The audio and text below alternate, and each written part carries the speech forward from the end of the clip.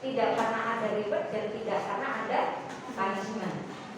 Nah, tetapi nanti setelah diberikan dasar ini, fondasi ini, selanjutnya nanti bisa diberikan reward dan punishment karena di dalam agama sendiri juga ada hukum, ya.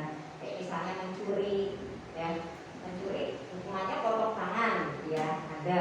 Terus di hukum perundang-undangan juga ada, mencuri di penjara. Tetapi kita mengenalkan kepada anak sederhananya, nah, kamu jangan mencuri ya, nanti kamu dipotong tangannya. Nah, itu kan berarti disiplin nanti selarasnya sama punishment. Tapi nah, kamu jangan mencuri ya, karena mencuri akan merugikan orang lain. Kasihan kepada orang lain yang barangnya nanti hilang. Apa jadinya kalau misalnya barang kamu dicuri? Bagaimana yang kamu rasakan? Sedih enggak? Nah, jadi kita kenalkan konsepnya dulu ya kepada anak-anak. Akan muncul dorongan kalau dia melakukan dan tidak melakukan sesuatu itu ya karena tahu konsepnya. Ini sudah dan harapan dan pasti. Kita sebagai orang tua dan pendidik itu punya pilihan. Apakah kita pengen punya siswa atau anak yang penuh dengan kepatuhan, atau siswa ataupun anak nanti kalau jadi orang tua itu yang punya kesadaran.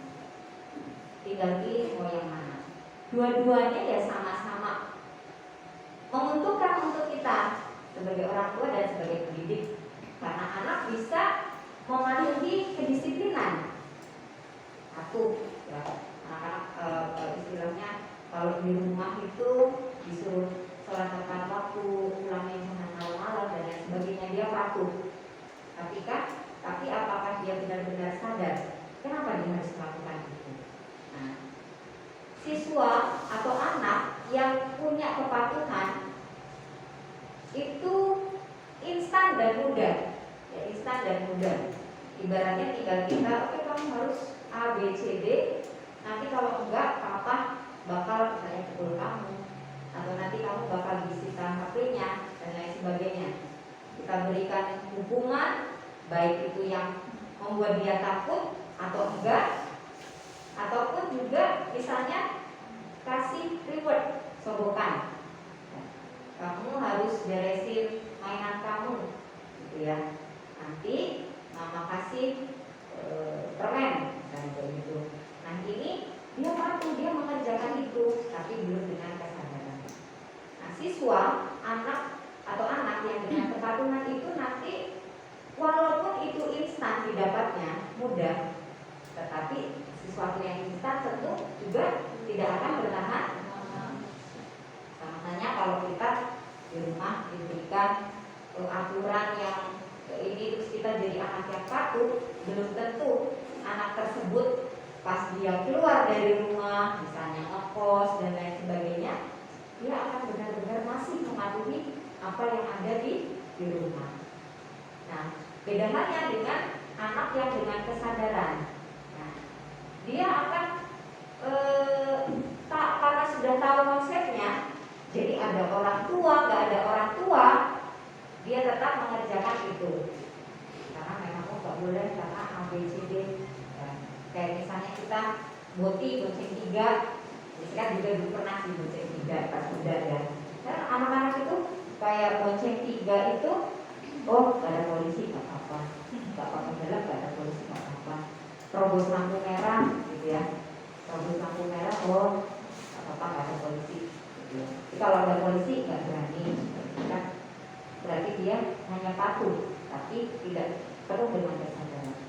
Nah, kalau yang tadi anak yang patuh itu motivasinya didapat dari motivasi eksternal yang sifatnya itu jangka pendek.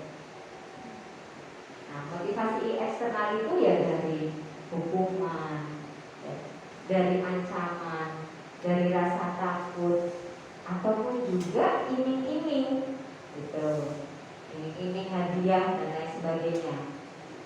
Dijalankan memang, kayak misalnya, ya contohnya tadi membereskan mainan. Jadi kita kenalkan konsepnya sama anak itu. Nah, kamu harus membereskan mainan.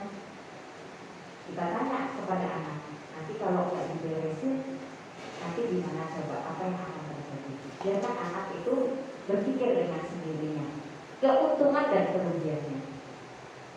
Oh ya, nanti jadi nggak rapi. Kalau dia nggak bisa jawab, baru kita bantu. Nanti kamu misalnya nggak bisa nemuin pasangan mainannya, atau mainannya bakal hilang, ya tercecer. Kalau kamu tidak membereskan mainan, dan nanti akan lebih enak kita kalau mau mencarinya. Jadi kita kenalkan apa manfaatnya untuk dia dan apa kerugiannya untuk dia. Dari situ anak paham bahwa dia melakukan sesuatu itu tanpa ancaman ataupun tanpa sogokan, tapi tumbuh kesadaran di dalam diri. Motivasi internal itu ya itu tadi, kesadaran diri. Yang nanti anak itu baik ada orang tua maupun tidak ada polisi ataupun tidak ada Allah ataupun tidak ada surga, neraka ataupun tidak ada, maka akan tetap melakukan itu. Di awal konsep sholat pun kita mengenalkan kepada anak-anak juga, kita tetap mengenalkan ada surga, ada neraka. Tetapi, nah kita sholat itu bukan untuk surga dan untuk surga dan untuk neraka, tetapi sejatinya kita sholat untuk beribadah kepada Allah karena kita mengenal Allah.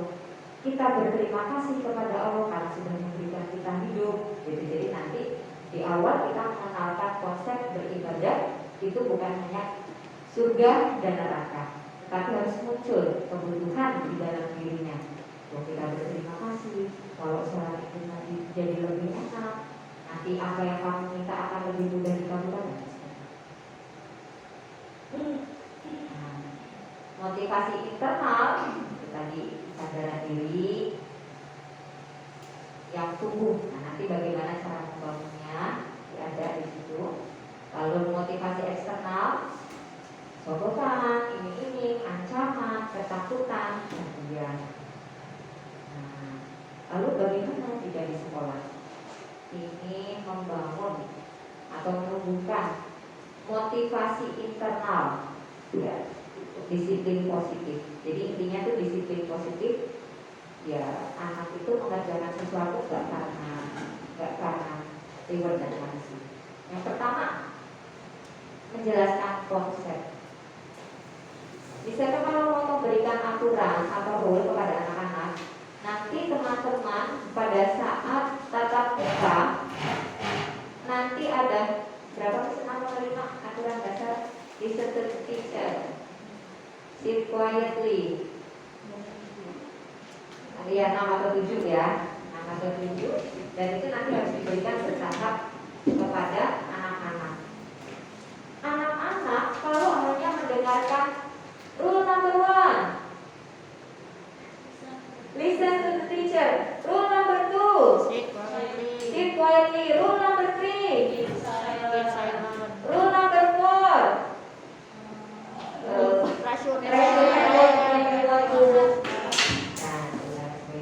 kalau kita hanya menyebutkan itu, lalu anak harus mematuhi, jelas anak belum paham konsepnya, maka dia juga abu-abu kalau mau melakukan. Gitu. Karena anak itu kan tahapan berpikirnya belum matang. Contoh kecil saja peraturan aja.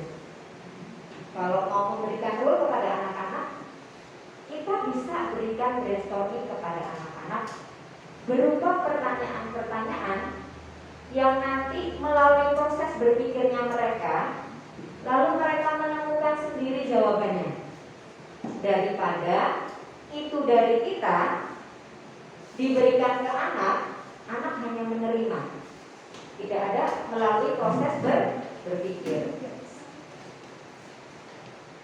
Salah satu contoh disiplin adalah datang tepat waktu. Nah, tepat waktu itu A, B, C, D. Ini kita bisa berikan kepada anak-anak pertanyaan atau peraturan. Nah, peraturan itu apa sih? Biarkan mereka menjawab. Di Gimana ya kalau di kelas kita coba gak ada peraturan itu gimana? Mereka akan berpikir dulu tuh. Lewat proses berpikir itu biasanya akan masuk ke memori jangka panjang. Beda dengan kalau dapatnya dari orang lain atau dari kamu. Lalu selanjutnya, kalau manfaatnya kalau ada peraturan gimana? Oh jadi enak, tertib. Terus kalau nggak ada, kalau misalnya nih Miss Eka ada anak yang berisik, ribut, pindah-pindah dari tempat duduknya, terus nggak ada rule gimana? Iya Miss, nanti akan mereka mendiamkan sendiri. Jadi kita jelaskan dulu konsepnya. Datang, tepat, waktu misalnya itu berarti kita jelaskan dengan konkret di sekolah. Di sekolah maksudnya jam berapa nak? Jam 7.15. Nah, disamakan konsepnya. Disamakan konsepnya maksudnya begini. Oke, jam 7.15 itu berarti berada di sekolah, berada di gerbang atau bagaimana? Kita samakan dulu konsepnya. 7.15 waktu bel berbunyi adalah nanti kita sama-sama baris di luar. Itu artinya kalian tidak terlambat. Berarti kalau masih di depan gerbang, gimana nih? Sesuai kesepakatan. Jadi disamakan dulu konsepnya. Setelah itu beri langkah praktisnya, terutama untuk anak-anak yang biasanya dia langganan terlambat, misalnya kan ada dulu ya, pokoknya istilahnya dia selalu terlambat. Kita beri langkah praktisnya, karena anak itu ya belum, kalau belum itu kok itu tanpa asap, belum terlalu ini ya proses berpikirnya belum matang. Diberi langkah praktis. 7.15 rumahmu dari sini itu berapa jam perjalanan? Gak tahu Miss. Yaudah mulai besok dihitung ya. Nanti kalau mau berangkat di mobil lihat jamnya jam berapa. Terus nanti kalau udah sampai sekolah lihat jamnya jam berapa. Besok kita hitung bersama-sama. Besok misalnya lagi ya. Sudah 20 menit Miss, 15. Ya 30 ada 45. Nah nanti kalau sudah berarti biar kamu gak terlambat, kamu harus berangkat dari rumah pukul berapa kira-kira. Ini dikurang ini, kita bantu mereka, kita berikan solusi kepada mereka. Lalu setelah itu, jadi gak hanya besok kamu datang tepat waktu ya. Mereka belum bisa hitung. Aku biar gak terlambat itu harus berangkat jam berapa sih dari rumah. Mereka belum bisa menghitung. Ada sih yang udah bisa, ada yang belum. Nah setelah itu oke, berarti kamu harus berangkat dari rumah jam 6.20. Jam 6.20 aktivitas sebelumnya apa saja? Nah, nanti kita jelaskan ke mereka. Lalu setelah itu ajak anak berpikir bagaimana manfaatnya. Coba kalau misalnya kalian terlambat itu gimana? Iya Miss, jadinya buru-buru. Atau misalnya ngumpul PR telat. Jadi menumpuk tugasnya Miss, gitu ya. Jadi dapat konsekuensi itu kerugiannya. Manfaatnya ya Miss, jadinya aku jadi bisa ngerjain tugas besoknya gak buru-buru, gitu ya. Gak dapat konsekuensi dan lain sebagainya. Nanti ajak anak menemukan kerugiannya, tapi kalau bisa sih gak terrelasi dengan konsekuensi, gitu. Nanti kalau mereka udah bisa nemuin jawabannya, kita ulang lagi 1, 2, 3. Kalau belum, kita yang nyebutin. Itu salah satu contoh kedisiplinan dan banyak yang lainnya ya, kayak misalnya pas habis makan ngebersihin meja dining room, kan kadang ada anak yang harus dipanggil dulu, ditarik, baru dia mau bersihin. Itu juga nanti kita jelasin manfaatnya apa. Sholat zuhur suka telat ya Ustaz ya, anak-anak di atas udah sholat, mereka kadang baru wudhu, malah masih main bola. Nah, itu nanti kita jelasin manfaatnya apa, kerugiannya apa. Nah, untuk menemukan disiplin positif ini tuh sebenarnya ribet dan butuh waktu, ya. Tapi itulah, membangun karakter itu kan memang dia jangka panjang dan bertahap, dan harus pelan-pelan.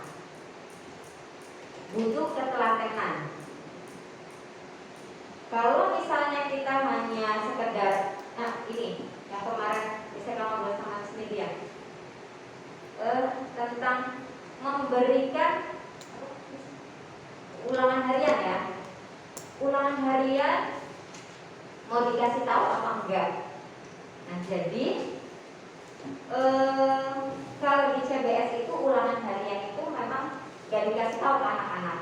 Jadi langsung aja besok kita ulangan harian. Kalau mau praktisnya, ya udah kasih tahu aja, nilainya bagus, beres, gitu. Tetapi membangun kerangka berpikir. Kita produk lama, di mana kita belajar untuk ujian, bukan ujian untuk belajar. Ujian alat justifikasi anak itu pintar dan bodoh.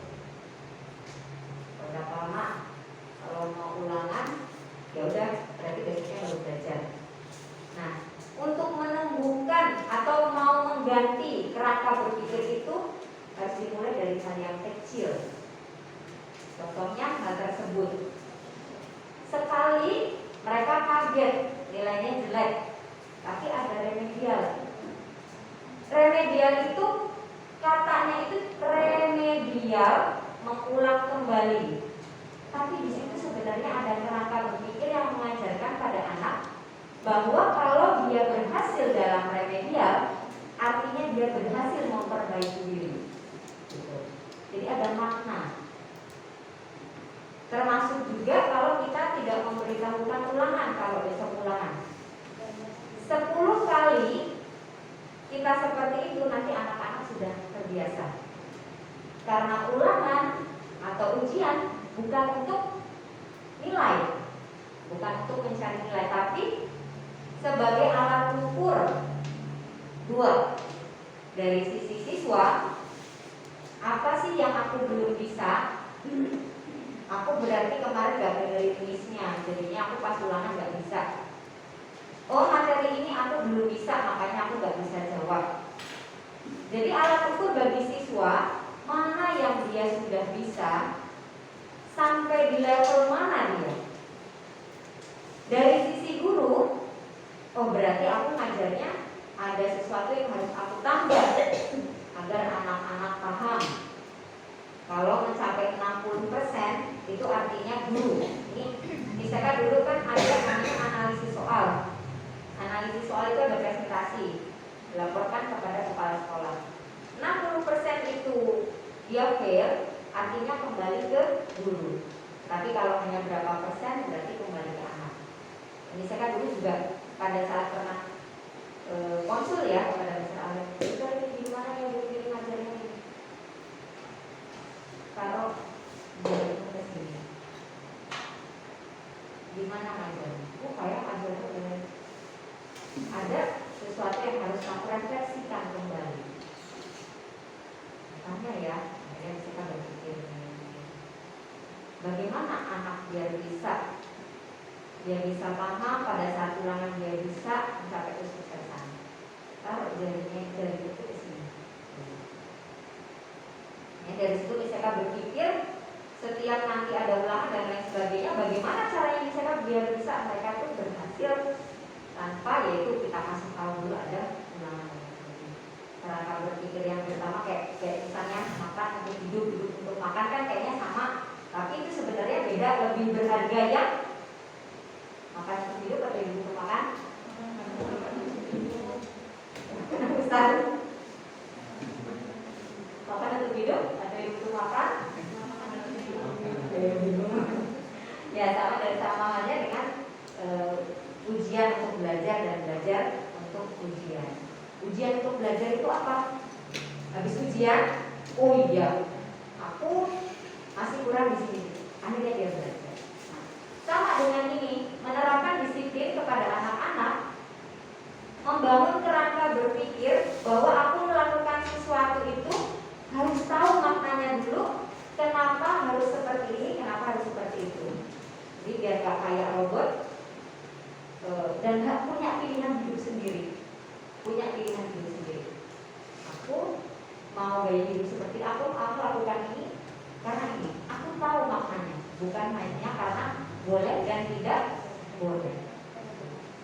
Jadi intinya disiplin positif itu seseorang melakukan atau tidak melakukan sesuatu bukan karena faktor eksternal, ya, karena takut, ancaman, hukuman, hadiah, namun karena kesadaran diri dan tahu konsep, manfaat, serta kerugian bagi diri.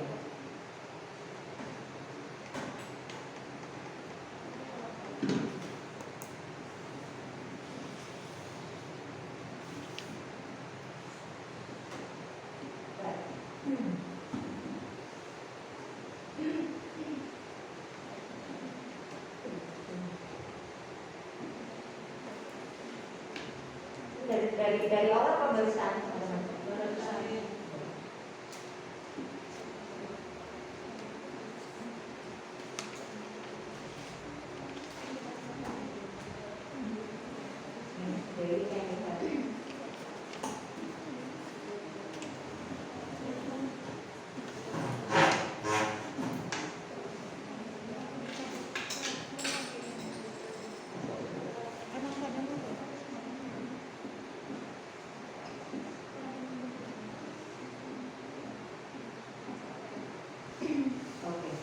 sambil dilanjutkan.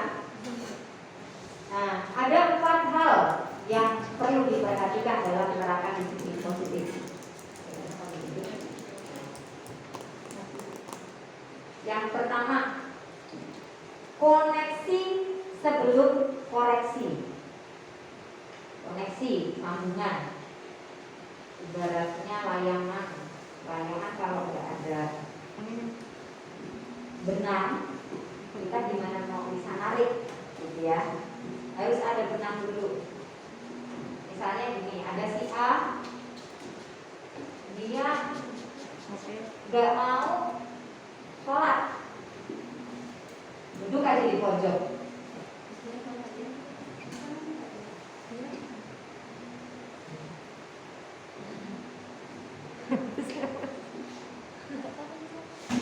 Si guru A, Mister Adi lah katakan. Mister Adi ini langsung bilang, kamu kok gak mau sholat, nanti kamu dapat konsekuensi, nanti kamu berdosa dan lain sebagainya. Si guru B, Buati,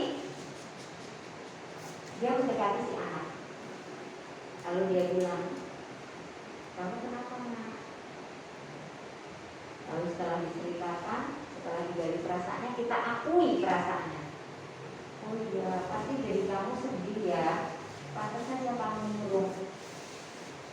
Ini juga kalau jadi kamu mungkin bakal sedih. Jadi setelah diakui perasaannya, nanti dia bakal udah. Berarti Bu ini, Miss ini paham perasaanku. Terjadilah di situ koneksi, sambungan. Nanti setelah itu baru koreksi. Tentu dengan bahasa yang lembut. Jadi tidak mengkoreksi terlebih dahulu, terutama untuk para misternya. Yang laki-laki ini sebenarnya karena mereka ini makhluk praktis yang nggak mau ribet-ribet ya mister ya. Jadi kadang kalau ada anak-anak di mana dia mau break the rule, melanggar hukum peraturan, ya udah langsung aja konsekuensi dan sebagainya. Ini butuh ketelatenan untuk melatih. Jadi ingat, koneksi dulu baru koreksi. Kita harus nyambung dulu ke anak, baru nanti bisa diberikan koreksi.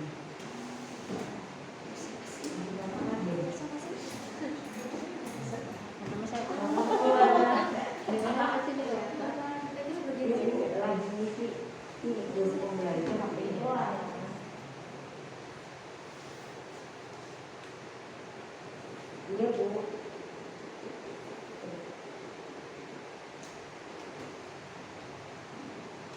Maaf lagi sakit. Oh ya gak apa-apa Bu. Gak apa-apa kalau Ibu ada waktu aja hari apa gitu.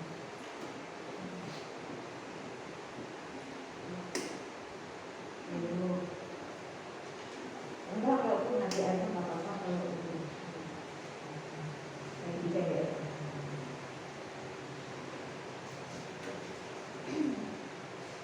Oh iya. Oh iya. Ya, nanti janjian aja waktunya di depan saya di rumah. Baik.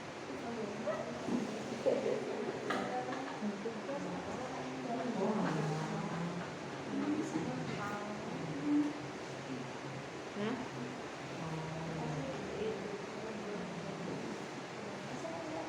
lihat dulu. Lihat dulu.